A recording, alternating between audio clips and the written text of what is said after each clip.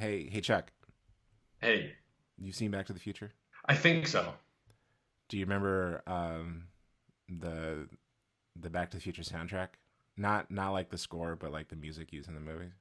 You mean the music that was done by Huey Lewis and the News? Yeah, yeah. You remember that? I do, yes. Do you remember that one song that went back in time? Yes, I do. It was pretty cool, I, right? it is pretty cool. That song was also used in the animated series intro. What, Back in Time? Yeah, back in time.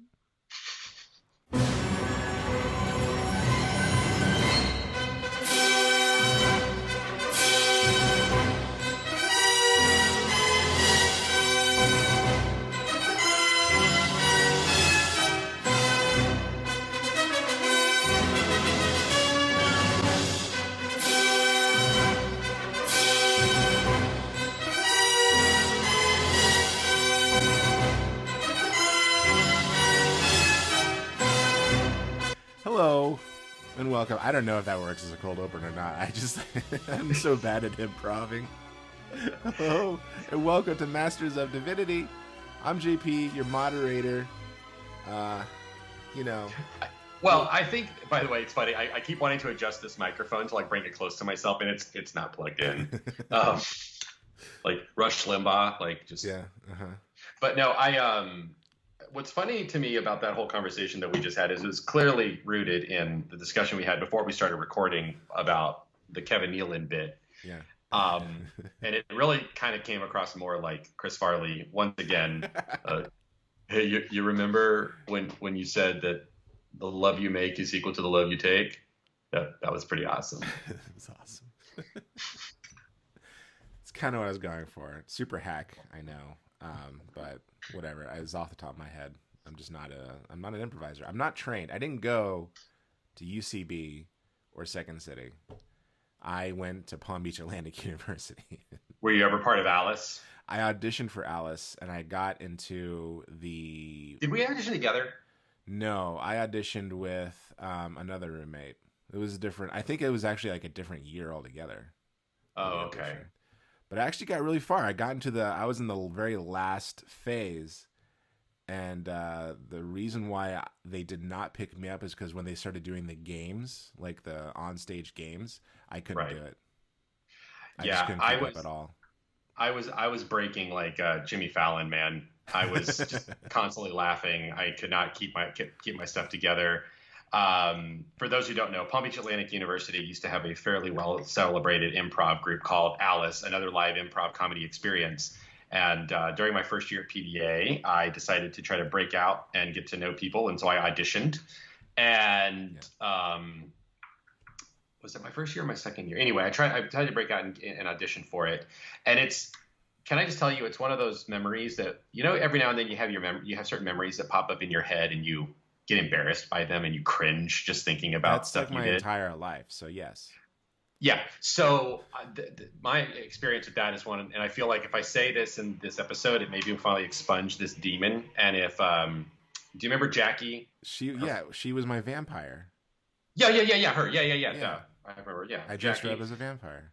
If she's listening to this episode, I have to expunge a demon that's in my head because I feel like we weren't friends after my experience with Alice because, this other roommate that we've referenced accompanied me, and as we were going to the rehearsal space, I just decided to grab his airsoft gun and bring it with me. I was like, maybe I could just throw this in there as a prop. And during one of our improv skits, I just thought I was bombing bad, and I thought, well, I'll just pull out the airsoft gun and incorporate it without warning anyone that I had done this. And the actual sheer look of terror on Jackie's face.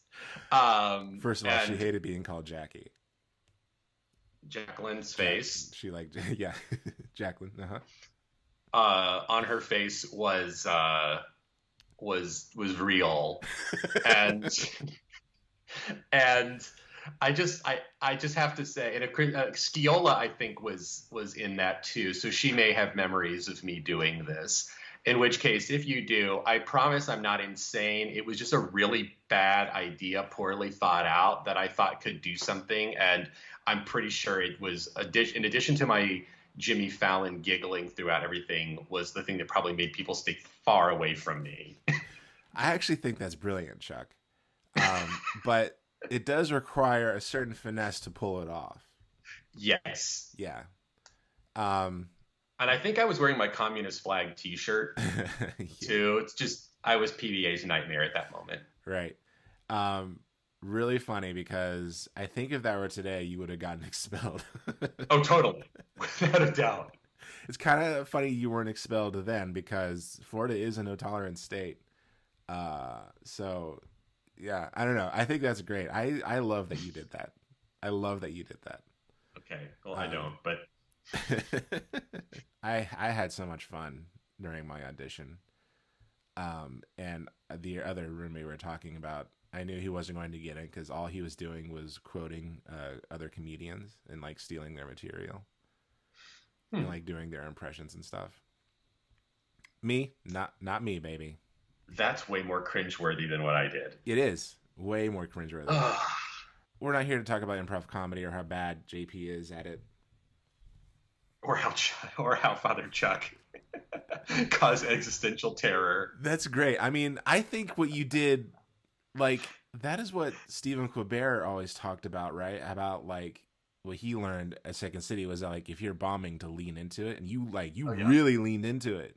I did. Like, that's, I mean, it didn't work, but...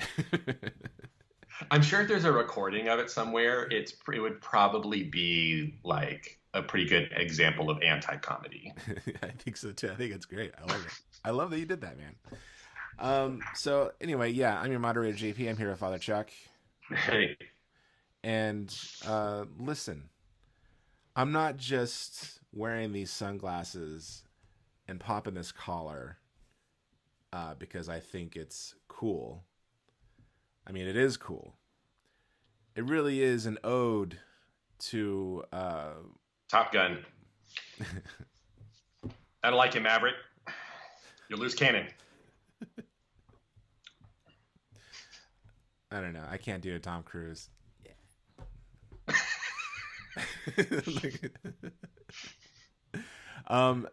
This is mostly an ode to my childhood hero, one Marty McFly. From Martin McFly. Yeah. I'm not gonna be the sunglasses guy. I don't want to do that. Well, the ring light, like the whole time you wear the sunglasses, I keep wanting the ring light reflection till I line up with your pupils. Yeah, it's like a hip hop video. It is. Yeah. No money, no problems. Totally. So this week we're going to be talking. We thought it would be fun to do our sort of franchise deep dive episode, which we haven't done since I think last year with Indiana Jones, right? Bum, ba-dum, bum, and so now we're going to do ba-da. it with Back to the Future. It's just going to be me and Chuck. But I'm excited, Chuck. I watched the first Back to the Future to prepare. And while I'm watching this movie, I'm like, I don't even really need to watch this. No. Because it is like, this movie is in my DNA. At this point. And I figured that's probably the same thing for the sequels, and it pretty much is. But I also have thoughts about the sequels. And I feel like what's going to be great about this, and would probably annoy most people who listen to podcasts, is like, this is just my time just to like vomit out everything I've ever thought about Back to the Future. As a franchise. Yes. And I do want to go through each movie one by one, though, if that's okay with you. That's fine. Cool. So if you're not familiar with Back to the Future is about. I'm not gonna go that. I'm not gonna listen. If you don't know what Back to the Future is, I don't know why you're listening to this. Pause. Wikipedia.org.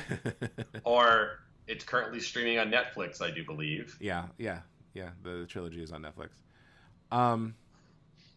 Chuck, when did you first watch Back to the Future? The first one. Let's see, what came out in 85, yeah? Yeah. So I think I caught it I think I caught it like on a home video rental Yeah. when like someone else was watching it, because my mom had a boyfriend at the time named Adam, and they used to watch a lot of these things. And so I remember the first time I saw Ghostbusters was at like his parents' house while they were watching it, and the library ghost freaked me right out. So it took me a while to warm up to Ghostbusters. But Back to the Future, like I didn't see the first. I don't recall ever seeing the first one in theaters. I saw the sequel in theaters, and I remember being really excited at the little trailer for the third part at the end of it. Yeah. But yeah, I'm pretty sure I watched it on TV. My most fond early memories of it though was catching it on like a Saturday afternoon, Sunday afternoon broadcast somewhere, and watching it that way. And that was really probably the way I watched it mostly for a long time until I bought the DVD and then could actually like kind of sit down and watch it without commercial interruptions and censorship and all that kind of stuff. But I was a kid. I had to have been like 5 or 6 the first time I saw it, because it was enough for me to go see Back to the Future 2 when it came out in theaters. Right, that came in '89. Yeah, same year as Batman. Unbelievable. What an unbelievable year. And UHF. Yeah. I watched it. Actually, I remember the first time I watched it. Very young. In this house, actually. I think it was during a holiday of some kind, and I was I was put away. One of those things where like the adults need to be alone, and so they just like put me in a room with a TV, and Back to the Future was playing. Yeah, that's kind of how I saw Star Wars for the first time. Yeah, and I remember they gave me like 2 hot dogs. They're like, here, eat this, watch this. I'm like, okay. And I just remember chowing down on hot dogs and like watching this kid Marty McFly on the skateboard, and that was the scene where I like was when they put me into the room. That was the scene had just started. I remember just thinking like, that's a weird looking skateboard. And also being like, wow, this is like the coolest scene I've ever seen in my life, and also this kid is amazing. I want to be him. And I think that's what Back to the Future was to me at that age. When I say that age, I was like 4 or 5 years old. And like, I think I just loved Marty. I just thought Marty was the coolest person in the world. And I wanted to be him. I wanted to learn how to skateboard. I bought the Back to the Future video game for Nintendo, which is like notoriously terrible. Yeah. And I remember, oh my gosh, I hated that video game so much. I remember just being so utterly disappointed. I remember, now that you brought it up, I remember renting that from Blockbuster and being like, what is this? Yeah, and like I got it because we were at Toys R Us, and I was there to buy a video game, I guess, and I saw Back to the Future. I'm like, of course, I want it. Like that's what I want. And Nintendo cartridges back then like $65, and this game was terrible. Oh my gosh! Even back then, like this sucks. I just heard the theme song do do do do do do do do do do do do do do do do do, just on repeat nonstop the entire game. Well, that's the thing that a lot of kids these days don't really realize is that, kind of, I guess, but for the most part, a movie tie-in video game was pretty much guaranteed to be awful. Yeah. The only exception was the Batman video game, which was awesome. I don't remember playing any of those. Sunsoft's Batman was great. No, I don't think I played it. I don't think I ever did. But no, and then the sequel came out, and I was really excited for that. Went to go see it. Loved the hell out of it. Kind of life changing. Those hoverboards. I'm like, I want one, like right now. See, you talk about the first movie and that being the thing that resonated with you. It was Back to the Future 2 when it really resonated for me, and that probably started me on like a lifelong obsession with the future as a concept. We did that episode about the future, and that to me was just like I was looking forward to that, because I kind of sort of my stupid young head was like, oh, I'm going to wake up one day and that's what it's going to be. It's going to be flying cars and hoverboards and inside out pockets and all that. Oh, totally. And I remember just like, I think I might have talked about it in the episode where I didn't quite grasp what the future was. I thought the future was a place in the sky. Because that's where they go. Like the DeLorean goes into the sky, and then it's flying through clouds, and then it lands. It goes through a skyway, and then you land in the future. And I was like, so like, is the future in the clouds? So it took a while. I eventually caught on. Okay, but the point is, like, as a kid watching Back to the Future, it wasn't so much the concepts or even like like time travel. It was just how cool Marty was. It was like Indiana Jones, but like if he was a kid. And I think that's what really drew me to it. But you know, you keep going back to that well over and over again throughout the years. As you get older, it starts kind of revealing itself to you why so special and why it was so good. And yeah, I mean, just a movie that it was just like a sibling or something. And so like watching it again to prepare or whatever, to like take notes. It just felt weird because that's like. It would be like sitting down with your sibling and asking them like, where were you born? You know what I mean? Yeah. But I did learn some interesting things about this movie, about the first movie. And let's talk about the first movie. Okay. I think what I love so much about the first Back to the Future, other than just Marty McFly being like a perfect character,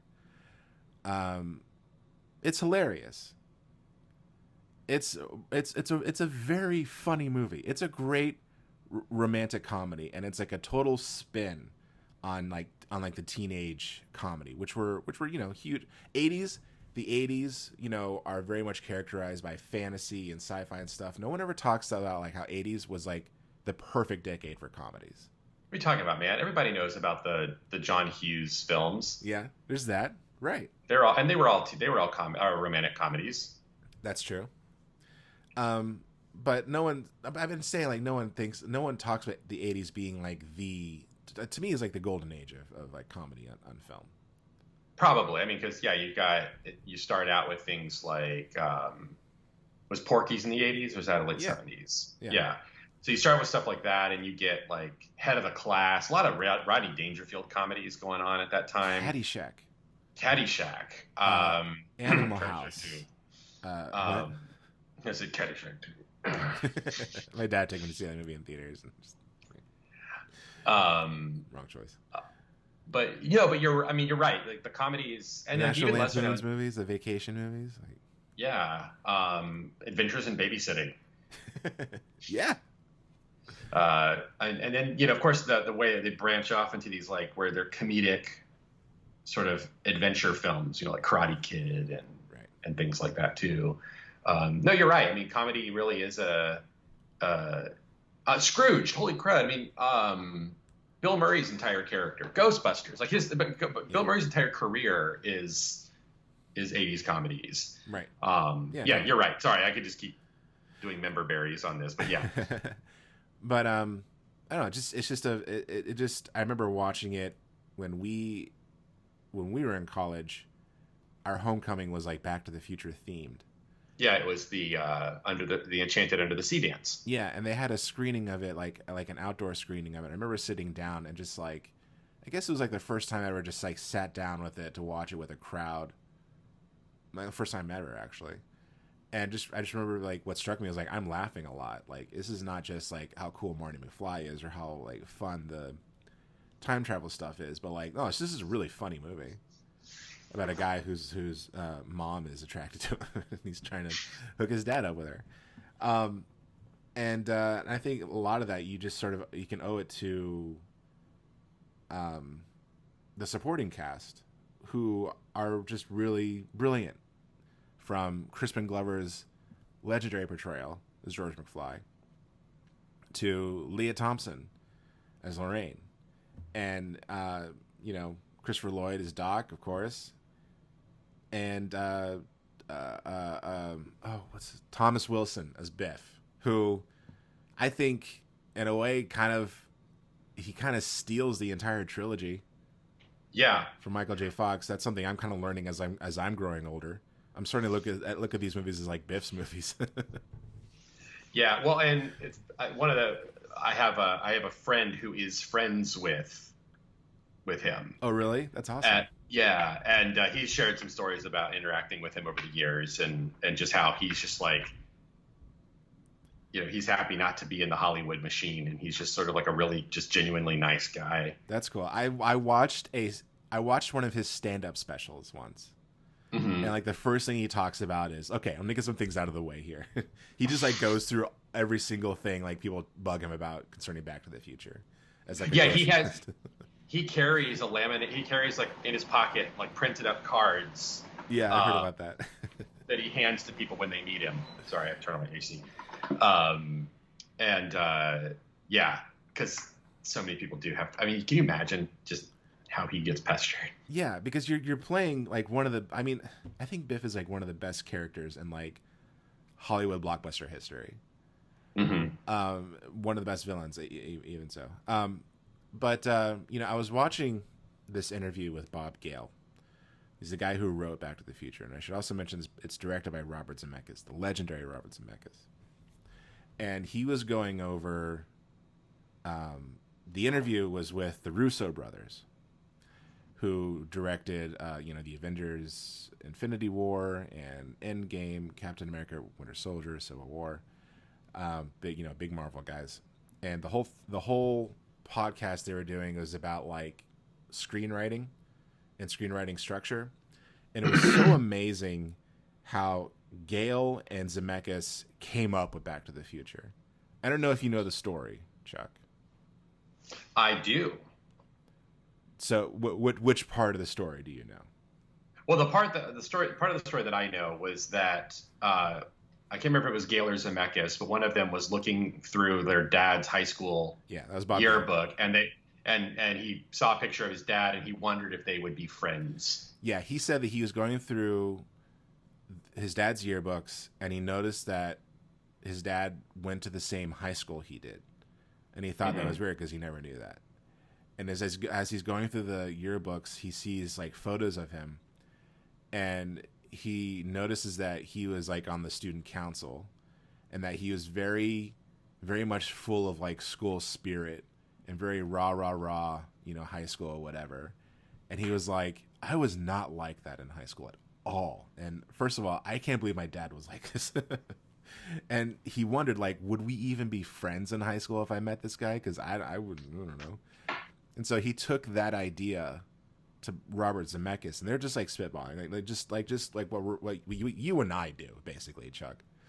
Right. And then Robert Zemeckis was the one to be like, yeah, that would be funny. Like, you going to like be friends with your dad in high school. Like, what if you met your mom? And she's all like prim and proper now, but like back then she was like a floozy or something. And they just kind of laughed about that.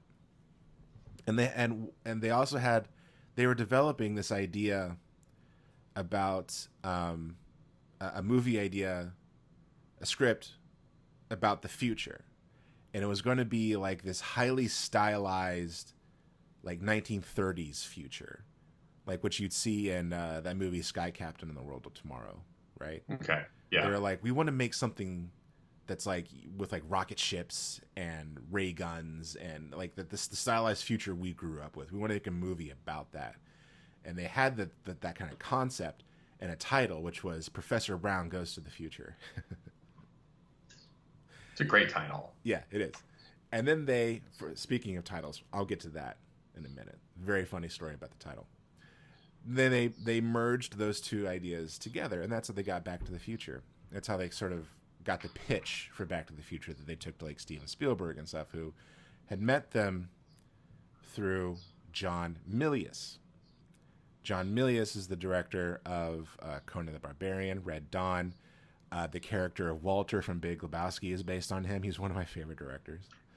John Milius is also the director of Big Wednesday, which is one of the first legendary surf movies. And he was trying to think of what his role was with Apocalypse Now. He wrote a big, significant chunk of the screenplay.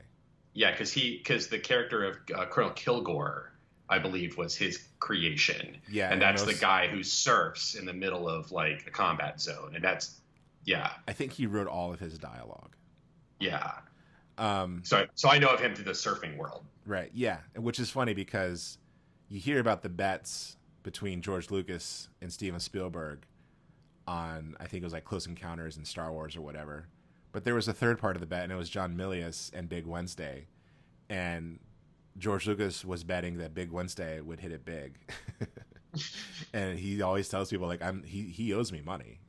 Like, that movie still hasn't made the points back that I deserve. That's funny.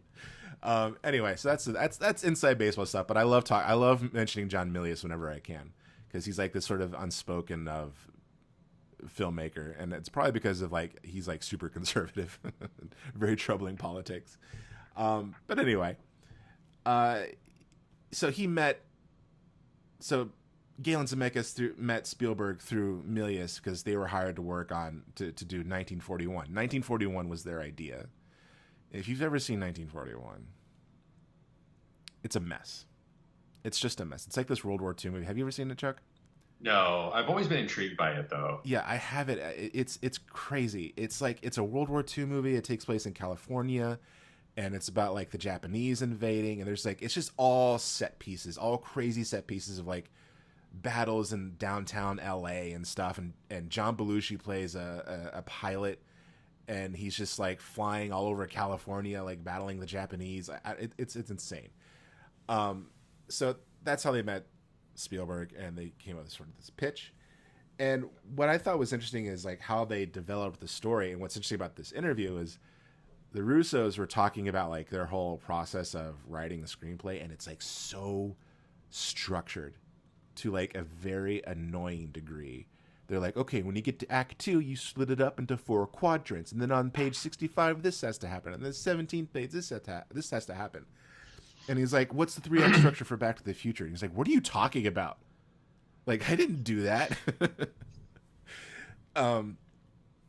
It was just really funny because they had this meticulous structure. Yeah. And he's like, what we did was, me and Zemeckis had this big whiteboard.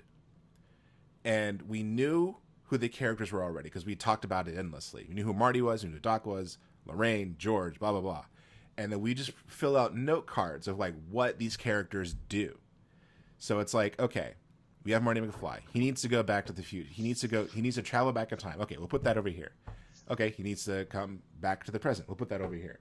What else do we want him to do? Oh, well, he invents rock and roll. We'll put that right here. There's a part where he invents a skateboard. We'll put that right here. He needs to meet his parents. That right there. And they were just like kind of like putting it together like a puzzle, which is really fascinating to me. They were just like coming up with ideas and obstacles for Marty to come across, and they just rearranged it like physically, which is like, when I heard that, Chuck, it blew my mind. Because I'm like, that's not how I was taught to make anything in film. I was taught to go through this just rigorous structure that frankly has turned me off of screenwriting, which is why I think I haven't done it in so long. Yeah, it's funny because when I do like, whenever I'm having issues with like sermon writing or anything else that I do, I like to do like I need to get a whiteboard here, but that's what I love to do is I love to get a whiteboard. Yeah. And I love to like just do word clouds. That's cool. And then just start looking at how they all connect. And that's worked well for me. I mean, I started doing my papers in college based off that premise. So, really? So yeah, that's fascinating to me that's how they did Back to the Future. Yeah, and it's always it is fascinating because it's like they didn't know that when they were trying to like, or at least I should say the Russos didn't know that when they were trying to like break the screenplay with Bob Gale in front of them. Like, well, the inciting incident doesn't really happen until this part, and he's like, "There's not an inciting incident." I was like, "What are you talking about?" I was like, "No, there's not like an inciting incident. He just goes back in time." Like, like that's what happens. Like they're like, okay, well, there's a philosophical inciting incident, and it's just really funny because you could tell Bob Gale's just like, it's okay. But I always found that sort of fascinating about the movie itself because the big argument that film people have always had since I was in film school was, does Marty change in Back to the Future? And according to Bob Gale, no, he doesn't, and that's like by design. That's fascinating. Yeah, because he's sort of the anchor and literally like history changes around him. Yeah, the character who goes through the most change is George. Yeah. And it's so interesting because like when you what struck me, I was like, oh, I get it. I get why he doesn't change. It's because it's not a 3-act structure. It's not a structure narrative or a story. Because change comes with that kind of formula. But if you're just like putting things together, if it's just like plot, this happened, then this happened, then this happened, then this happened, therefore that happened, then that happened, it's not really. You don't have to change your character. They just have to like achieve something, and that's what it does. He achieves his goal. He comes back to the present and sort of accidentally changes his future in a way. Right. Well, and that's sort of the thing with him is at the beginning you get the sense that he feels out of place with the family that he has, and he feels that his family could be something else. Yeah, he's embarrassed by them. He's embarrassed by them, and he's got that sense of like he knows that they probably could have done something else in life, but that they sort of settled and didn't really do much. And so the fact that like he then goes back in time and is able to sort of be the catalyst to tell his dad, like, you know, but it was funny. Take charge of this, or, you know, whatever. What's funny with this is what's funny about it is that his motivation behind it is not to help to like save his parents. It's to save him from like existing, from like being erased. Because his mom is in love with him, and like he has to like fix things. He's like just in a debacle, and he has to fix it. And it makes for a hilarious story. And so I just found that really fascinating about the Marty character, and it's like how they're just, you know, and I've always known that there are characters who don't change, but to me that's like a James Bond or like Captain America, you know, these sort of charismatic, or Indiana Jones even. I never really saw Marty McFly like that. But that's what he is. He changes the world around him, and he achieves his goals. And throughout and all the other character who goes through a pretty big amount of change is Doc. Right. Yeah. He has to inspire faith in his inventions. Yeah. Because when you meet him in 1955, like everything's crapping out, nothing works. But that's another thing. That's also, I mean, we got to talk about Doc. Yeah, and what a messed up dude he is, how he like burned his own house down to collect insurance money to pay for the time machine. See, that's the theory. They asked Bob Gale about that. Is like, because Bob Gale's one that he points out, like, if you know, they pass over the part where like his house is burned down. It's like, we never really say it, but did he do that on purpose? I don't know. It's up to the audience. And I think that is genius. I didn't know that until recently, by the way. I didn't know that was like sort of the underlining thought or theory behind Doc and what he go through. But I mean, obviously he is he's obviously you know, a very ethically shady person. I mean, he's buying, you know, illegal materials from the Libyans. Right, exactly. Yeah, like he's like a rogue scientist, not like a mad scientist, but like just like a rogue, like a maverick. Like he doesn't play by the rules. You know, he's inventing things out of his garage because like he knows that a corporation will just get a hold of it or something and like won't release it to the public or whatever. Well, and that's sort of it fits in with that, you know, it's almost like a tech bro mentality of like, I know I have to get this idea done. And like, I'm just going to, you know, like, oh, the Libyans have the materials I need. Well, I'll just get it from the Libyans. Like, not even thinking about the moral implications of that. It's just. Which is great because I love the line where they're like, so you made a bomb for this? Like, it's okay. This is pinball parts. Like, it's. And I love that it's a plot device, by the way, because it's so left field. Like, who do you think it is? It's the Libyans. Like, this movie is crazy. There's nothing like it. Nothing like it came before it, and nothing like it has come after. There have been imitators, but they you can't even come close. You can't imitate this movie. You can't reverse engineer it. You know. No. And I think it's because of that way that they wrote it, because in a way it's like they just made their movie. Mm-hmm. But before we go any further, quick detour about the title, Back to the Future. So I remember that there is a weird alternative title. Not yes and no. Well, not alternative, but like one of the floated titles. Yeah, so they came up with the title Back to the Future. I actually don't know the story behind how they came up with it, but whatever. It's a great title. But while they were working on it, the movie was produced by Steven Spielberg, and one of the studio heads at the time was a guy named Sid Sheinberg. Sid Sheinberg... Oh, I know this story. Okay. Sid Sheinberg is a huge deal. Like, he was a huge deal in Hollywood. He basically gave Spielberg his career. He owes everything to Sid Sheinberg. And Sid Sheinberg was the studio head at the time, and this movie was being made by Universal. And he didn't like the title. And so he sent this memo to Galen Zemeckis, and I have the memo. I love this story. So, here it comes. To Mr. Steven Spielberg, from Sid Sheinberg, Back to the Future, Robert Zemeckis, Bob Gale. Although I believe that the present draft is terrific and I marvel at the improvements that have been made from the Columbia version, I continue to believe the title leaves much to be desired.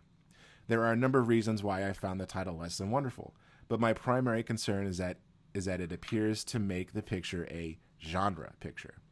I think the script, and hopefully the film, deserves a better title. Now that I have buttered you up, I would suggest we consider the title Spaceman from Pluto. Yep. Underpinning these suggestions are the following thoughts. Number 1, modify the dialogue on page 35 so that Sherman calls Marty a spaceman from Pluto. I guess Sherman was George McFly in the original script. Number 2. That's okay. Yeah. Number 2, modify Marty's dialogue on page 77 so that he identifies himself as spaceman from Pluto instead of Darth Vader from Vulcan. Number 3, change the title of the book written by George and referred to on page 130 from A Match Made in Space to Spaceman from Pluto. Obviously, you get the idea. I am sure there will be those who will argue that the movie will appear to the audience to be a cheap, old-fashioned sci-fi flick. Nonsense. I think it's a kind of title that has heat, originality, and projects fun. Most importantly, I think it avoids the feeling of a genre time travel movie. Sincerely. But a genre sci-fi movie. I know. That is a genre sci-fi, whatever. I don't know what he's thinking. But I don't have Steven Spielberg sent a response. I don't have the response. I don't think that was made public, but Bob Gale mentioned it in a book. And it was essentially, his whole idea was, they were really scary. Like, this is Sid Sheinberg. You don't say no to Sid Sheinberg. He's the studio head. And Bob Gale and Robert Zemeckis way down the ladder. And their only key to getting anything done was through Spielberg. And they're like, dude, he's going to change the title of our movie to Spaceman from Pluto. What do we do? What can you do? And he's like, it's all right. I got this covered. He sent a response basically just saying, like, that was a hilarious joke, Sid. That was so funny. We've been laughing about it all day. And he was so embarrassed they never heard from him again. What I love about Spielberg is people kind of sleep on the fact that he is very good with words. Oh, he's amazing at it. He's one of my favorite stories. It was a Birth Movies Death comment that pointed this out, and I love it. And that is, he is an executive producer for the Transformers films. Yeah. And he was one time asked about, right, because they're famously not good. Like, they're enjoyable, but they're not Spielberg movies. And so his name is attached to him, Well, one of my favorite stories is in an interview. He was asked about the Transformers movies, and Spielberg's reply was, "There's no movies like them." It's brilliant because he's not really saying anything. It's not praise. It's just, yeah, he's right. There is nothing else like them. It's great. Gosh, I really do love this period in sort of genre filmmaking.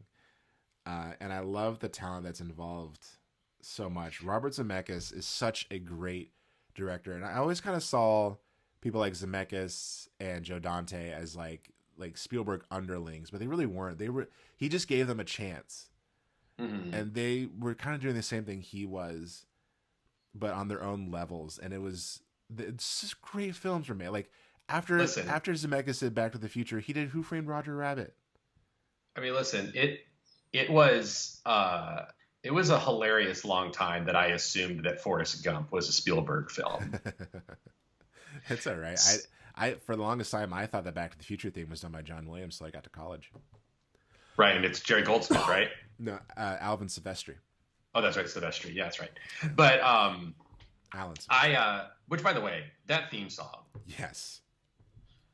all time.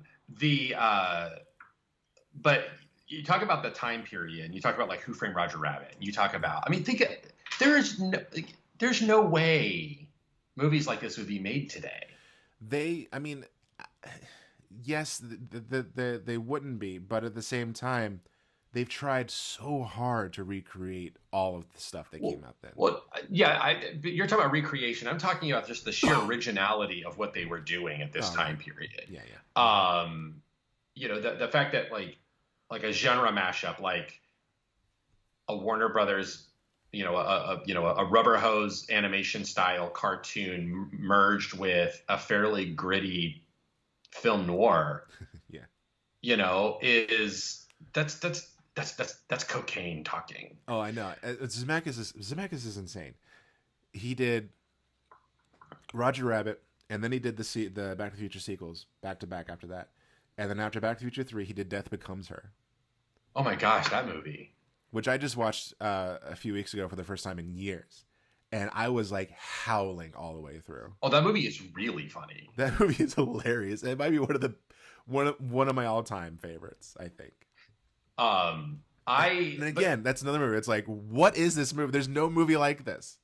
Right. Like, Ghostbusters. I mean, think about Ghostbusters. Yeah. I mean, just what they were doing. Batman. The 89 Batman is such a weird movie too. Like, we should probably talk about sometime. Anyway. But yeah, I think this time period was just a really fascinating time period in terms of what people were putting out. I mean, gosh, Star Trek 4 came out in the midst of all of this, and that's very much a movie of a piece of this conversation. Yeah. But yeah, I know, and what I think is cool and what works with Back to the Future, and I think about it, Star Trek 4 is probably an interesting companion piece to this. Is that this was very much really captured what was happening with the boomers in the 80s. Right. And how the boomers were starting to get nostalgic for their high school days. And the 80s had this, kind of neo-50s thing happening, reflected in Watchmen and other things like that. And so it's interesting that they would make a movie like this that really taps into that, Reagan era nostalgia for the 50s. Well, but like in a way that subverts it. In a way. Do you know about Robert Zemeckis' first film? No. It's called I Want to Hold Your Hand. And it's about a group of friends who go to it's about a group of friends and their journey to get into the Ed Sullivan Show when the Beatles were there. When the Beatles premiered. And they all have like their different they all have different goals in mind. One of them is like about to get married and she just wants to like have one night of fun. One of them is like obsessed with the Beatles. One of them is like protesting the Beatles. One of them wants to like I don't know. I haven't seen it, but it just came out on Criterion. Another movie that's come out on Criterion before Lost in Translation. I'm sorry, Chuck. It's just funny at this point. Yeah. But like that's why isn't there a Criterion Back to the Future? Don't really need one. It's perfectly preserved. I mean, it has a 4K edition. They don't need That's true. They don't need an archived edition of Back to the Future. It's just give me some cover art. Just make me some cover art that I can put in the case. How about that? Yeah, I'm with you. No, Back to the Future, great movie, unconventional in its own ways. Especially as like a time travel story, it's not like other ones. And like the other ones, like characters sort of purposely go back in time to fix something, and then they like mess something up, and then like the future's messed up, they have to change it, whatever. But great film, and I feel like I'm afraid we didn't talk much about Doc. I'm afraid we didn't, but I don't know. We'll talk more about him. Well, we should definitely. I mean, first of all, Back to the Future 3 is Doc's movie. Yes. And the other thing is Back to the Future 2 You is the movie where like the time travel stuff as we in pop culture talk about it Yeah. really came into being. Right. Back to the Future 2 is a much more conventional time travel movie. Yes. Because it's all about Marty wanted to use time travel to get rich. And something went wrong, and now he has to fix it. Where like it messed up the future, or messed up the present. Now he has to go back and fix it. Pretty conventional time travel movie in sci-fi, as far as sci-fi goes. No, I mean this is the one I saw in theaters, and like it blew me away with all of its special effects. It's taken like this, you know, sort of first Back to the Future romantic comedy with a little bit of elements of adventure and fantasy, sci-fi. Back to the Future 2 is like basically like a very, very post Star Wars kind of movie. Like, let's just push the envelope with special effects and what we can do. We have tons of money. Let's just throw it on the screen. Let's see what we can do. Well, and I think it's also a great movie that does pay off on the tease that happens at the end of the first Back to the Future. Yeah. Right, because that little sting. I mean, because Back to the Future is a complete film. It does not need a sequel. Right. Yeah. And it's not intending to lead into a sequel. Right. And when Doc takes off in that flying car, you know, hinting that he's been to the future or whatever, like that becomes like a cool thing for you to be like, oh, that's what the future looks like. Yeah. Actually, let me think about it. Back to the Future 1 ends with Doc coming back and saying like it has to do with their kids, right? Right. Yeah. So they did set it up for a sequel. I mean, I don't remember if like they actually ever intended for there to be a sequel. It is, however, I think a good example of a sequel that does a good job of sort of carrying the narrative forward rather than just trying to redo what the first one did. Right. And when you read about like I don't know. I mean, technically. Well, okay, that's true because they spend the second half of the movie basically redoing the first movie. Yeah. From a certain point of view. I always forget about that because I always think about the 2015 stuff. Yeah. I never think about. I mean, the 2015 stuff gets resolved really quickly. It does, but it dominates the movie. Yeah. Yeah. Yeah. It's funny because the 2015 is only the first act of the movie, and the rest of the movie is them back in 55. Just trying to get the almanac and stuff. Yeah, very creative though. I think it's a very creative way of how they handle all the stuff from 55. But the but I think that, but in the same token, right? Like the idea that it's better than the initial early ideas for the sequel, where Marty is going to find out that his parents were hippies. Yeah. At stock. I think George was like a college professor or something. Yeah. Mm-hmm. Yeah, I remember. That's not very exciting. But one thing that's interesting about both 2 and 3, they actually do give Marty the character arc in these 2 films. Right. They add the one character flaw he has, which is like when someone calls him a chicken.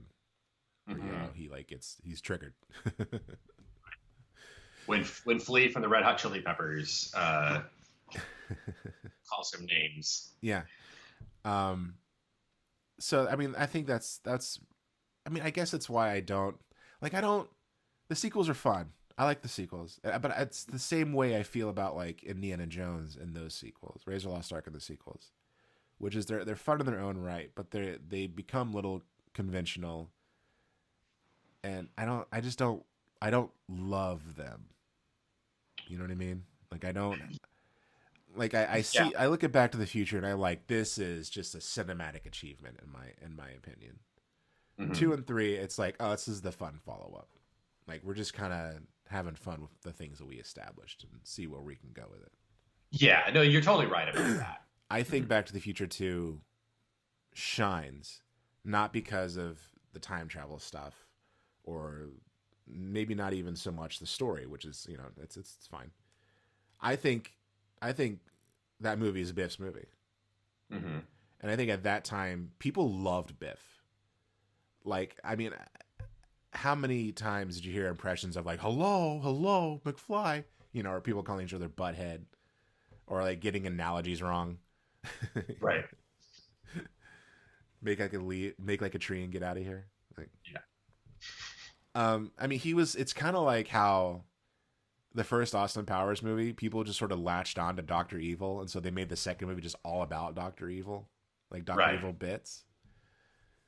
And it's like, so yeah, I look at Back to the Future 2 as like Biff's big movie. That's true. Yeah, Back to the Future 2 is Biff's movie, and Back to the Future 3 is Doc's movie. Totally. Yeah, I see that, definitely. Because Marty is still kind of, even though he's now given like a bit of a story, you know, he's not like he's charming and he's fun to watch, but he's not like it's almost kind of like Batman in a way. How like we don't really go to Batman movies just to see Batman. We go for the villains. Right. Right, don't you think? Like that's kind of how it became. That's kind of what Batman movies sort of became in a way. Yeah, cuz how much can you really deal with dour billionaire who dresses up like a bat and fights crime, right? It's what makes Batman interesting is he's this dark brooding character with all these just like over the top flamboyant people all around him. Right. Marty is a charismatic character that knows how to overcome obstacles in very clever ways. And that's why we like Marty. That's why we love Marty. That's why he's so cool. And the people who put those obstacles in the way is definitely, the second one, it's Biff. Right. And he's say Marty doesn't really go through much of like a hero's journey. Not really. I don't think so.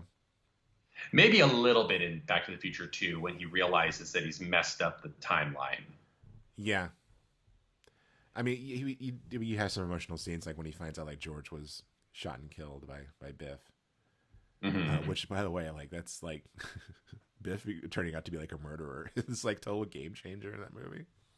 Oh yeah. And I love like tangent universe Hill Valley and Back to the Future too. Because it's so apocalyptic. Skinner is great in it. Can I really quickly just comment on something that does bug me about that is when they accuse Zemeckis of being a racist. He's not. That's it was it a poor choice perhaps, but if you're going to try to go for cinematic shorthand to reveal to the audience that this is not Marty's house and things are very, very different. Yeah. Putting a black family in there is a really quick way of being like, oh, well, that's not Marty's family. Yeah. Right. You put like the exact opposite of him in the room. Right. You can, the accusations about Marty inventing rock and roll, that's a fair conversation. Yeah. But it's the joke. It's a joke. Like it's not. Right. It's also a joke. Yeah. It's an offhanded joke. Right. It's a reference more than anything, I find the criticism valid. I just don't think it's like, there was a time when I feel like people were really going after film Twitter, especially, were really going after like Zemeckis' movies like Back to the Future and Forrest Gump, being like, these are just like super, right-wing propaganda films. Like, no, it's not. Like, he might have, I mean, sure, Zemeckis might have like, complicated politics, but like every artist does. So I don't know, but whatever. I mean, Forrest Gump definitely is like, I mean, it's sort of annoyingly pro-boomer, but still a good movie. I like it. I like watching it. Yeah, I will say that Walk Hard, the Dewey Cox story really ruined movies like Forrest Gump for me. Yeah. Because of that whole thing of like, we're in the 1960s. It's the most important time in history. Like the just wearing it on their sleeve, making fun of how Hollywood does that about the 60s. It's funny. But yeah, the thing for me with Back to the Future that I find very entertaining is to talk about like, I love like all the theories and ancillary crap around it. Like I love, you talk about like the whole thing with the tangent universe and like, how that works its way into Avengers Endgame. Like I just love that kind of stuff. Yeah. Right. One thing that they pointed out in this interview that I watched, I thought was really interesting, and it never really occurred to me why it works so well. Christopher Lloyd as Doc, most of his like one of the points to his character is to like reveal to the audience like what is happening, right? And like how things work. And you really couldn't find a better character actor to deliver all that information. Like, just think of like everything you know about time travel because you heard it from Doc. Right. And just the way he delivers it and the way he like, just his performance and how he got it across. Like, that's probably why you remember it. It wasn't some like guy just like drawing on a chalkboard or whatever, some dry professor, some Professor George McFly drawing on the chalkboard. It was Doc, and he's like crazy. He's like, and you go down to this, and Marty, oh, the universe could explode, Marty. You know. Except they do break their own. They break their own model in that movie. How?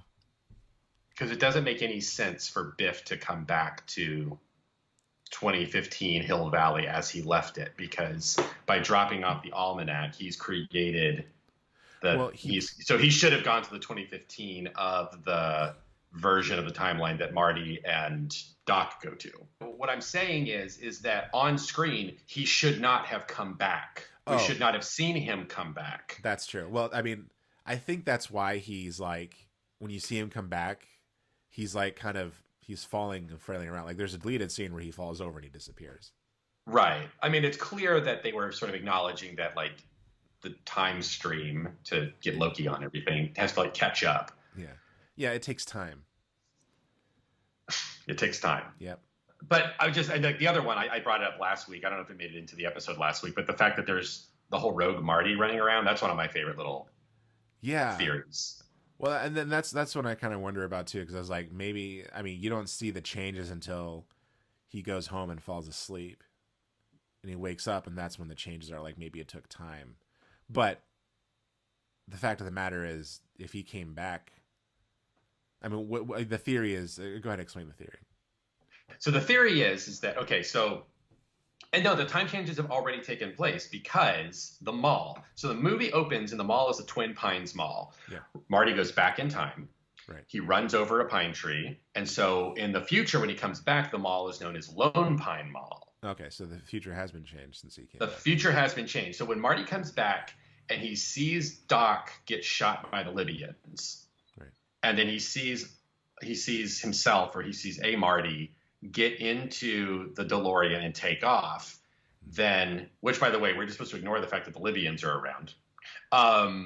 He runs over to Doc, and then Doc has the bulletproof vest on. He survives. So that's it. So first of all, the Doc at the beginning of the movie, like, truly dies, because this is a different Doc that we're encountering at this point. Right. But the other thing is that Marty who goes back in time, we never hear from him again.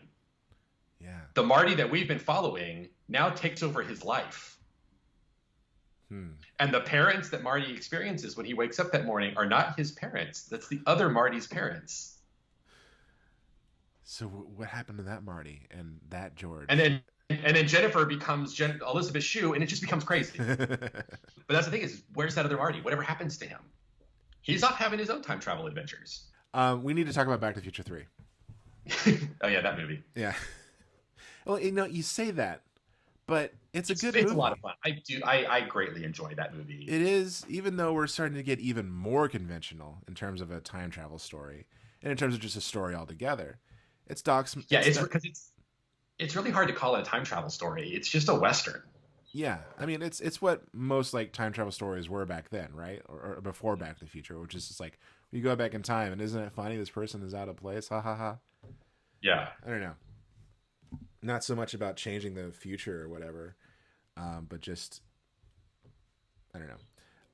But yeah, it's just a Western, and it's all about Doc falling in love with Clara, played by the wonderfully talented and whom I'm sure is a vampire, Mary Steenburgen. Yeah. A woman who does not age. Although I'm sure they call that plastic surgery. But I don't know. I'm not judging. I'm not judging. You do what you do. You do you. Just state facts. But no, Mary Steenburgen, awesome actress, and she is great as Clara in this movie, and like a great love interest for Doc. Yes. And it really is. It goes back to its roots a little bit, and then it's more of like a romantic comedy / adventure fantasy sci-fi thing. Not so much about the mechanics of time travel, of like trying to undo things, but just Marty wants to get Doc back to the present, wants to save Doc, and also because he finds like his gravestone that he was killed by Buford Tannen, which again, Mad Dog Tannen, Mad Dog Tannen, again another A+ performance from Thomas Wilson. My favorite Biff, Mad Dog Tannen. I like to get my killing done before breakfast. I just like it because it's a great, Marty learns to not be such a hothead, and Doc falls in love, and I actually really love the big set piece at the end, which again reminiscent of what like sending the DeLorean back to the future in the first movie, sort of the same concept. You have this like sort of like high stakes, just sort of bizarre situation in order to go back to the present, and involving the train and the what were the things called they were using, the logs, the ones that like they can cause the fire to burn hotter, the time travel logs with their different colored smoke. I loved that whole sequence. And I remember seeing it when I was a kid and being like kind of disappointed by it. Because I don't know, it wasn't the Back to the Future 2 adventure, special effects adventure. And I guess, do people really love Westerns going into the 90s? But there was a boom of them though, like Tombstone. Yeah. And well, they had become either like super referential, like Tombstone, which was like, like a real, like a John Wayne Western, or they were like super gritty, like Unforgiven. Yeah. But ZZ Top, it makes her famous appearance in Back to the Future 3. If you look closely, they are not playing their instruments. Oh, that's funny. Like they're just like, like that video of there's that performance Nirvana they did where like they said their song pre-recorded. There's just like video of Kurt Cobain just playing a song. The fairly historically accurate invention of the Frisbee is featured in that movie. Frisbee, far out. Here's where I get confused, Chuck. Speaking of Marty. Why didn't they just take the fuel lines from the other DeLorean and the gas tank out of the gas from the other DeLorean and solve all their problems? I didn't think about that. That's not what I was going to ask. I was very confused as to why Marty's great-great-great-great-grandmother was Leah Thompson. Yeah, that's another troubling one, yeah. I mean, I understand she has to be in the movie. I get it. But, I mean, come on. I know. More disturbing. Why is it Marty, basically, as his great-great-grandfather? Well, we know the behind-the-scenes reason. Because Crispin Glover. Yeah, famously refers to Bob Gale these days as a criminal. Right. Yeah, we haven't talked about that. Crispin Glover does not like these movies very much. He does not. Even though he gives a performance of a lifetime in the first one. The reason why he's not in the Back to the Future 3 is because... Or two. He's not. He's only in 2 in flashback, and then the guy who plays old version of him is wearing prosthetic makeup and is upside down, so that the audience won't know that it's not Crispin Glover. It was made of a cast based on Crispin Glover's features. Yeah. Well, and I think the reason why he wasn't in the second was he just wanted more money, and they wouldn't give it to him. And he wanted to be paid as much as Michael J. Fox. Which, I mean, I got to be honest, Chuck. I don't blame him. I consider him a bit of a protagonist-esque character, I guess. I don't know. I guess you can't pay everyone the same price in a movie, but like, I don't. Well, but in the sequels, he's not in the sequels nearly as much though as he was in the first one. That's true. Yeah, I mean, did they have more planned for him? I guess they did that one draft where like he was supposed to go back to the 1960s. Yeah. Maybe is that why they changed it, because he wasn't coming back, or was maybe it just not good? Maybe I should have done research for this episode. Well, but Michael J. Fox and Leah Thompson were also dating in real life at the time. No, I didn't know. and so that also adds to it. But yeah, it is funny that Leah Thompson is playing his Yeah. a McFly. So like, is that like actually not that wide of a family tree there? I guess not. Did George actually wind up with like a second cousin or something? Is that Hill Valley is a one Starbucks town apparently.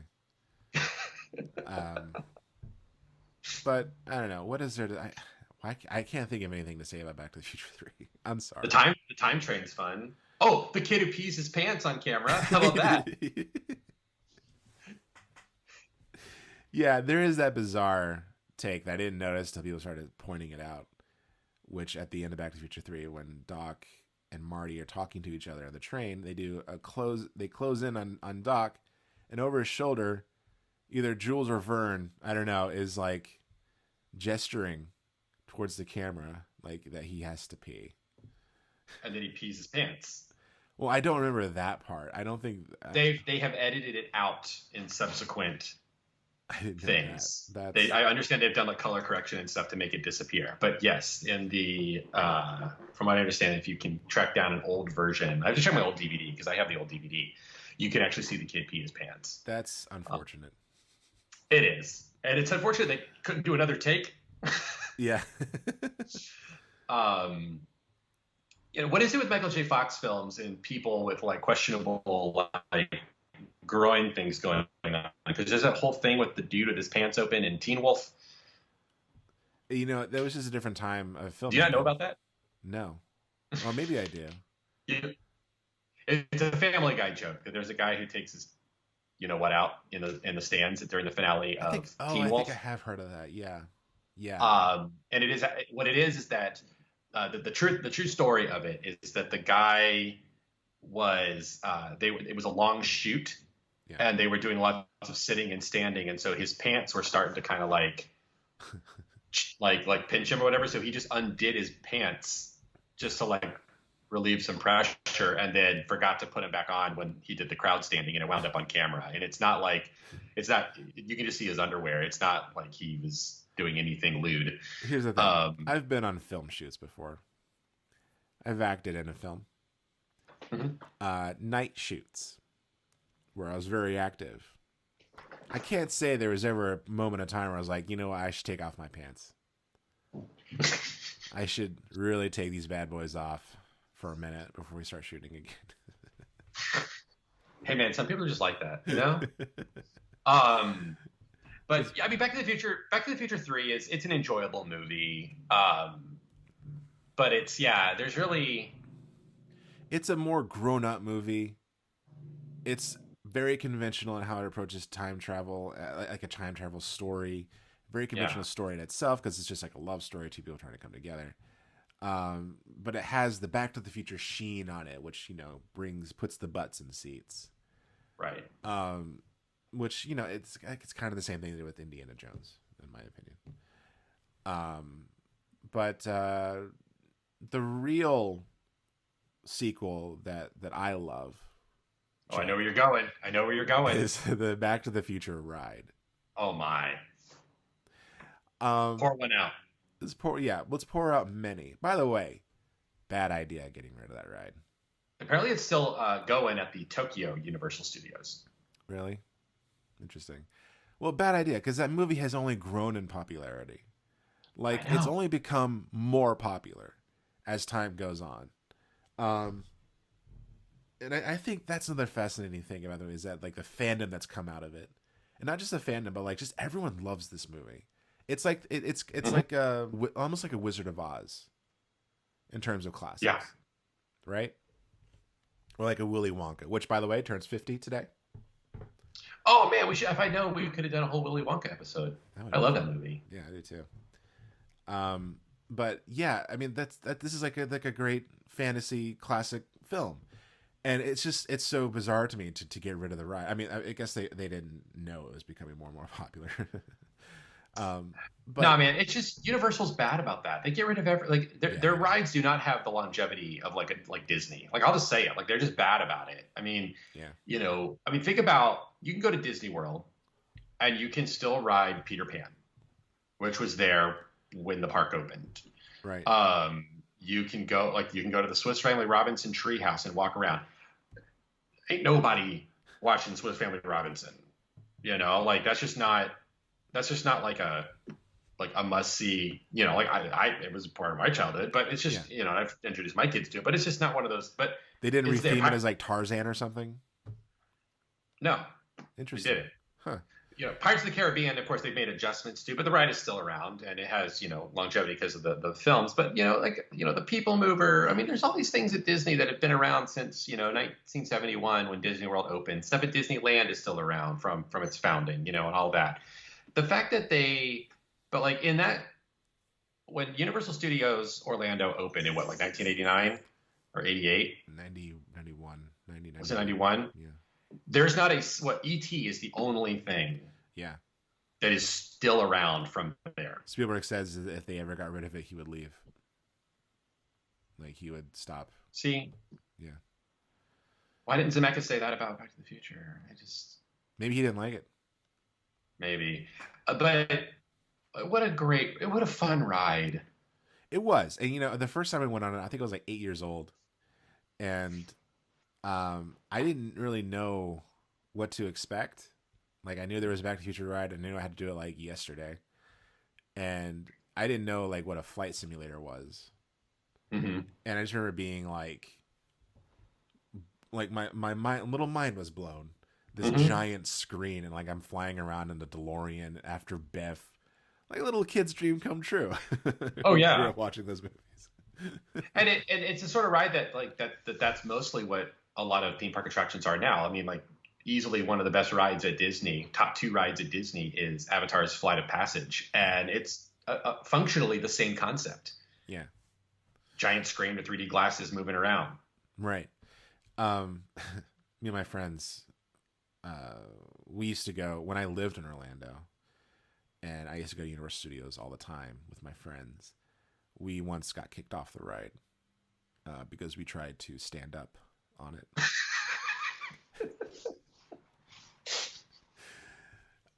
And we were just dumb little bad idea.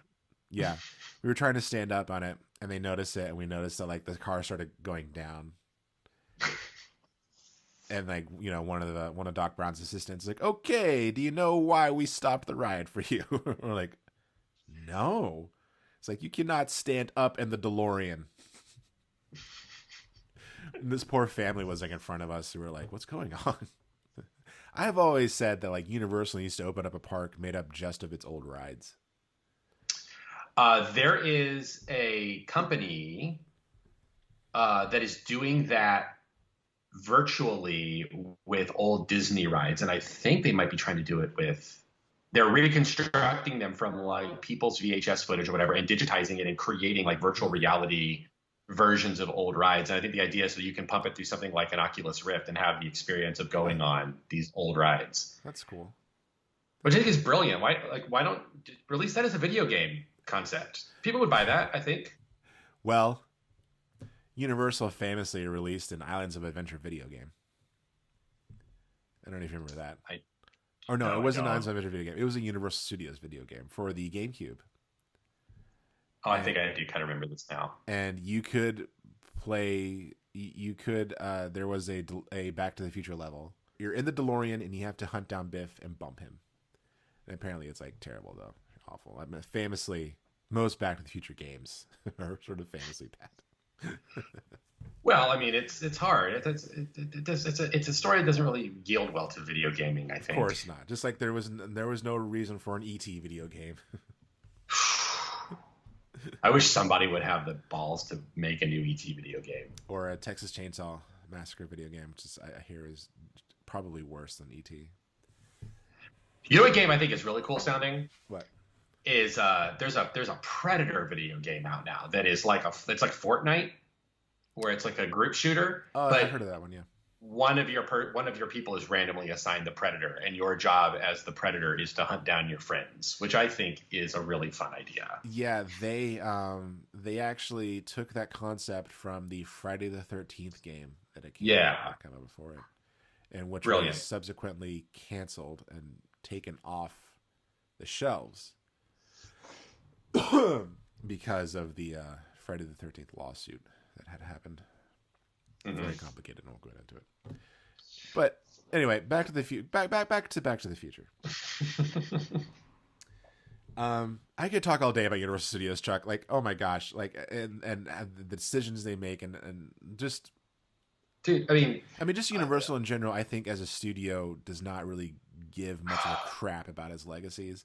You know, I feel blessed enough to have gotten all of the Universal monster movies before they were like, no, we don't want to release these things anymore. But I don't know. We live in a changing media landscape, and just I never got the feeling that Universal cared much about the movies that came from them in the past. I mean, you know, like I miss being able to go visit Cyberdyne at T2-3D, and the queue for the King Kong ride is one of the best queues I've ever, you know. Yeah. Great theme park design there, but now, you know. But hey, tell me more about how, you know, Harry Potter is going to be around forever. Ugh. Which I don't want to knock it. It actually is a really cool experience. I've been to the Harry Potter sections at the park. It's really cool. But I mean, but it's not movies. Like, Universal Studios is kind of responsible for my love of movies and my wanting to become a filmmaker. When I was a kid, a young impressionable kid, I was learning about, you know, behind the scenes stuff when I was going to the park. Mm-hmm. And that was inspiring that interest for me. That Hitchcock ride. Oh gosh, yes. Earthquake ride. Yeah, Earthquake. Those were great. All I could say is, I mean, I love the first Back to the Future, like, with all my heart, and I appreciate and I love the sequels too. But like Indiana Jones, you know, to me, the first movie is just like a beautiful work of cinema, and the two are just sort of like the fun follow-ups. And exactly, Michael J. Fox, God bless him, and everything he's done, and everything he has to go through now as he's gotten older and battling Parkinson's. He is brilliant in these movies. And like I said, like, Marty McFly, like, I wanted to be Marty when I was a kid. I wanted the life preserver. I tried to learn how to skateboard. I never could. But I don't know. He was just like, it's all because of Michael J. Fox. Like, they had Eric Stoltz playing Marty for like 5 weeks, I think. And people just got sick of him because he was trying to use like method acting. He wouldn't respond to anyone calling him Eric. They'd have to call him Marty. And he would even apparently this not that kind of movie, dude. Yeah, and apparently he also was like trying to like beef with Thomas Wilson. Oh yeah, he apparently actually punched him. Oh really? That's one of the things I learned a couple years ago in the scene where because I'm trying to think when does it's in the bar, it's in the like the malt shop scene. I think he actually punches him. Really? Or he does something anyway. It really ticked off Biff, and he, I think, retaliated quite strongly. Let's just be honest. We would care about Eric Stoltz in that role if he did it in his like Elephant Man makeup. Oh boy. I feel uncomfortable joking about that. I don't know if I should yes and that. I don't know if I can do that. They're gonna come for us. Canceled. So it just makes me think of that joke that I told you that I kind of when I found out that in Cobra Kai, when they ended that season 2 with the reference to Allie, to Elizabeth Shue's character, and they had no idea if they were ever going to be able to get Elizabeth Shue to show up in the next season, that they should have got the actress who played Jennifer in the first Back to the Future to play Allie. I think that would have been really funny. That's actually that would have been great. We haven't even talked about Elizabeth Shue. Yeah, well, you know, one thing I've noticed is that she's actually not as prominent as I remember. She doesn't have very many scenes. I think it's the funniest thing. I really legitimately find it just hilarious that they went through this whole big deal of recasting the role of Jennifer, and she spends like 80% of Back to the Future 2 unconscious, and then is only at the very end of Back to the Future 3 where they left her in the middle of Back to the Future 2. I just think that's really funny. It is. It's very funny. And I've never noticed how little screen time Elizabeth Shue actually has. And her character doesn't really do much. I mean, she witnesses Marty getting fired and holds on to that note and then disappears at the end. And Doc is able to deliver the point of the movies, the future is what you make it. But for the most part, like, she doesn't really do much. Like, not that important. Yeah, I think it's really funny that she spends the majority of the second movie unconscious. It's very funny to me. Yeah. As I speak about this, I realize I think we may have found a possible solution for our rogue Marty. Oh, yeah. Because remember, Elizabeth Shue is left on a porch in alternate 1985. Yeah. And Doc makes the point of saying that if all goes right, everything should change around her and she'll be fine. Right. Yeah. Maybe that's what happened in the course of Marty's return to 1985 in the first film, is that everything changed around him, and that Marty going back in time is still him, just everything changed around him. Huh. That's probably true. So when Marty left initially, that sign had already changed to Lone Pine. Yeah. Oh, probably. Yeah. That's probably, but then again, I like our theory better. Change. I do too. It kind of works with the idea that, like, yeah. So, because the thing is we never actually see Doc and Marty in alternate 1985. That's like true. We never see alt Doc, alt Marty in 1985. Yeah, Marty's in boarding school and Doc is committed. Right. Yeah. So, well, great. So maybe only one 1985 Marty and Doc can inhabit any 1985 at a given time. Sure. I love this. It's fun. It's fun. Come on. This is the stuff that our listeners go for. They don't care about, I don't know. They care. Yeah, we didn't really get to talk much about the score, which, I mean, like, I could listen to it all day. I even like the Western score in the third movie. Like, I love that they differentiated that. Like, they didn't just care. It was not just like a Western version or the Back to the Future score. It's like a whole new score, a whole new theme. Kind of makes me wonder, like, if they went to different time periods with, like, future movies, like, different scores and different themes, like, from period appropriate themes. I don't know. I'm trying to think. Is there more synths in the 2015 sequence or something? Kind of want to pay attention to that. No, but I will say the score does become a bit more epic in the second movie. Mm-hmm. It's a bit longer, a bit more detailed.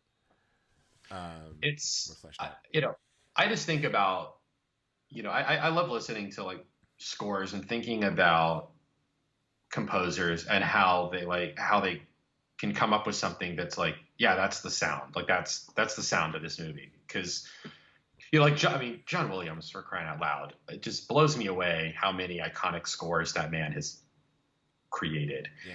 But then to think of, like, people like I can't remember his name, the guy who came up with the Pirates of the Caribbean theme. Oh, Hans Zimmer. No, wasn't Hans Zimmer like the sequels? The first one was a different guy, Klaus Badelt. Oh, really? I didn't know that. Did the first? Yeah, he came up with that score, and then Hans Zimmer did the sequels, except for 5. Hans Zimmer did a great job on the score in the third Pirates of the Caribbean movie, which I think is actually the best score in the entire series. Yeah. We'll have to talk about Pirates of the Caribbean someday. Yeah, but just the first 3. We don't need to waste our time on the other ones. Yes. We don't have to but anyway, yeah, Sylvester's score, I mean, just to come up with a piece of music that it's like, I mean, to me, it's akin to the Indiana Jones theme. It's just when you hear it, you know what it is, and you get excited. Right. and it doesn't belong anywhere else. But Right. Yeah. Right. Yeah, it's not like I love the Rocketeer theme. Right. Oh, yeah. Also, but the Rocketeer, yeah, it's great. But it can but you could use Rocketeer theme in other movies. Mm-hmm. Like you could put. Well, I was gonna say you could put the Rocketeer in the Rocketeer theme in Captain America, which is Joe Johnson directed both movies. And also, Alan Silvestri scored Captain America for the first Avenger. So there we go. All right. Yeah, but no, you're right though. Back to the Future, I can't imagine any other movie that could have a theme like that. And there's and I don't know what it is about it, but there's an overture in the Back to the Future soundtrack that I just love listening to. I'll throw it on, and partly because it's like an amazing score, and also because it used to play a lot during the Back to the Future queue. But it kind of goes through the more sort of emotional beats. And that's another thing about the score. The way the score is used in the movie is to accentuate certain... Like in the scene in the first movie when Christopher Lloyd is explaining what they have to do to get him back to the present. Mm-hmm. The music cues are happening in that scene. But in that scene, it's just dialogue. Like it's just a performance-driven scene. But that big bombastic score is happening. And, he does that thing, we'll send you back to the future. And it just kind of drowns out. And it's used again in Back to the Future 2 when Christopher Lloyd is explaining what a paradox is. The music is heightening and heightening and heightening until he says everything's going to explode. It could destroy the universe. And of course, then he brings down again as well. Maybe it may just be our solar system. God, Christopher Lloyd, man. I know we've talked about him a little bit, but I'm just trying to think about the roles that I think of him. Obviously, Doc Brown, but also his Klingon in Star Trek 3, yes. and the villain that he plays in Roger Rabbit. Those are just three great roles. Also, my and I'm probably going to get some flack, but Doc Brown is actually not my favorite Christopher Lloyd role. My favorite Christopher Lloyd role, Taxi? No. Although that is a great role, is Uncle Fester from the Addams Family. Oh, I forgot that he's Uncle Fester. Perfect casting. He is unbelievably good in those movies, especially Addams Family. Like that's another thing. That's what I'm saying. Like what they did to Biff in the Back to the Future, they do to Christopher Lloyd in the Addams Family movies, where like he was so good in that first Addams Family movie. The second Addams Family movie is all about him. Yeah. It's kind of crazy that Christopher Lloyd's not doing much these days. Well, he's very old.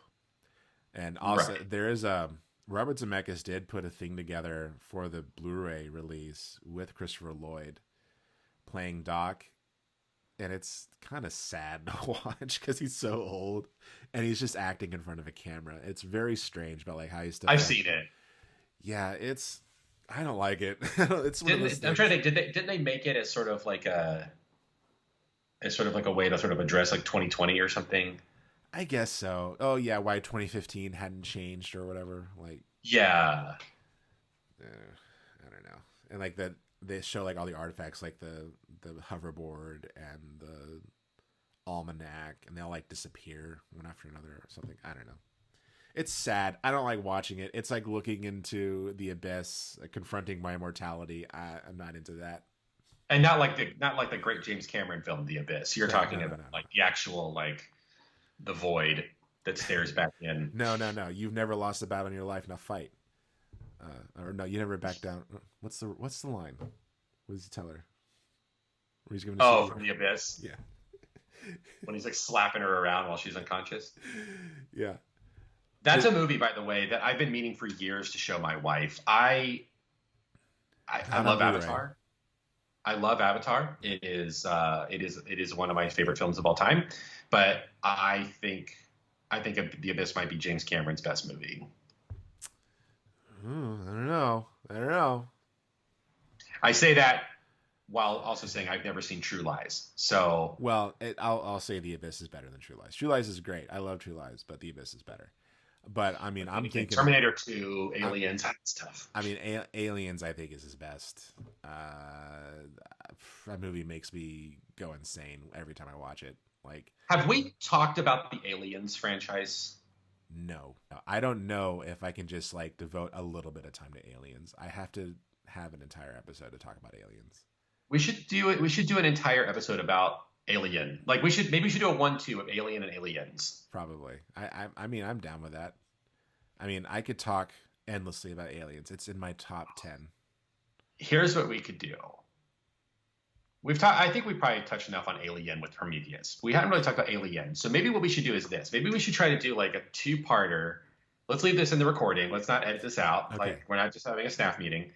Why don't we do like at some point we'll do Aliens. Yeah. And then I will commit myself to watching Alien 3 for the first time. Oh, interesting. Okay. And then talk about that. Sure. We'll do that. I don't want to talk about Alien Resurrection. No, because like knowing that, okay, keep in mind, the Alien movies that I have seen before Alien 3 are, obviously 1 and 2, Alien Resurrection, both Alien vs. Predator movies, and Prometheus. I've not seen Covenant yet. So I've seen all of those before I've seen Alien 3. Right. I played the Super Nintendo Alien 3 video game, but I've not. So that might be kind of a fun thing to do for me, like watch it and to finally comment on it or something. If we're talking about Alien and Alien 2, Alien and Aliens, I'm going to start preparing right now. Because those are like, Aliens is in my top 10 of all time. Alien is in my top 10 horror movies of all time. I mean, you know about me, right? I mean, yeah. I've got my my reaction. Nice. Big Chap. Xenomorph. I have the whole the Big Chap. I have the whole set actually. Kane and all of them. I've not opened it yet. I'm so tempted to do it. I don't know. You should have bought another one. I should. My holy grail toy, by the way, is the big Kenner figure that looks like this. The one that like parents vandalized because they were so horrified at the idea of their kids having an alien toy. Oh, that's right. Yeah. Hey, did you ever own any Back to the Future merchandise when you were a kid?